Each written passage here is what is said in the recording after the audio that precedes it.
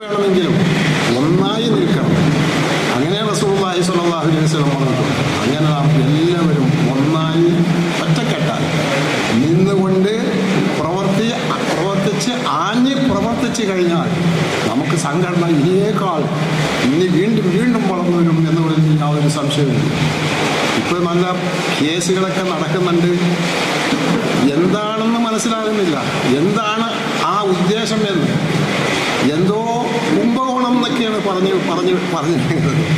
അടച്ചവനെ നമ്മുടെ ഉസ്താദന്മാർ ആദ്യം മുതൽ പ്രവർത്തിച്ച ഉസ്താദന്മാർ ഇതുവരെയും അങ്ങനെ ഒരു പൈസ പോലും ഇതിൽ നിന്ന് എടുത്തതായി ഒരു തെളിവുമില്ല.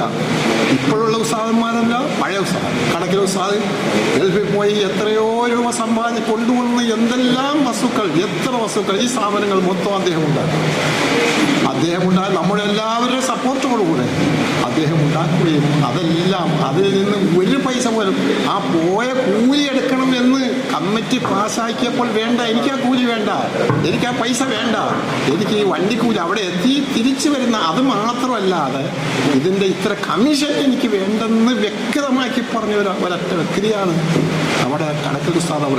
ഇതുപോലെയാണ് എല്ലാ ഉസ്താദും. തൊടിയൂർ ഉസ്താദിനെ സംബന്ധിച്ചിടത്തോളം പൈസ വേണ്ട, എനിക്കൊന്നും വേണ്ട.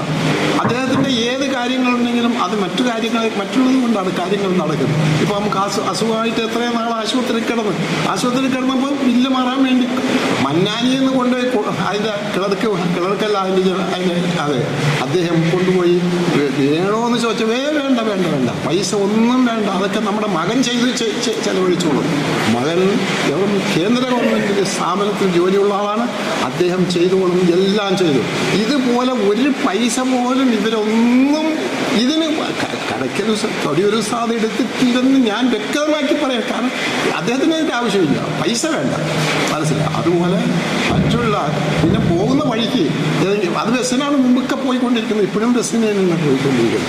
അതുകൊണ്ട് ഇത്രയും ഉള്ള മഹാന്മാരായ ഇതിൻ്റെ നല്ല പ്രവർത്തകരായ ഇതുപോലെ മുമ്പ് പ്രവർത്തിച്ചിരുന്നവരെല്ലാം നല്ല ആളുകളാണ്. അവരെ സംബന്ധിച്ച് വളരെ മോശമായ നിലയിൽ പറഞ്ഞിട്ടുണ്ടെങ്കിൽ, കുംഭകോണം നടത്തി എന്ന് പറഞ്ഞിട്ടുണ്ടെങ്കിൽ അത് പിൻവലിക്കണം എന്ന് മാത്രം പറഞ്ഞുകൊണ്ട് ഞാൻ ഈ വാക്ക് അതുകൊണ്ട് തന്നെ നമ്മുടെ ഈ വർഷത്തെ 70-ാം വർഷം നാം നല്ല നിലയിൽ വിജയിപ്പിക്കണം എന്നും ഈ അവസരത്തിൽ നിങ്ങൾ ഉണർത്തിക്കൊണ്ട് എന്നെയും നിങ്ങളെയും ഉണർത്തിക്കൊണ്ട് എൻ്റെ വാക്ക് ഞാൻ വിസമ്മതിക്കുന്നു. അസ്സലാമു അലൈക്കും.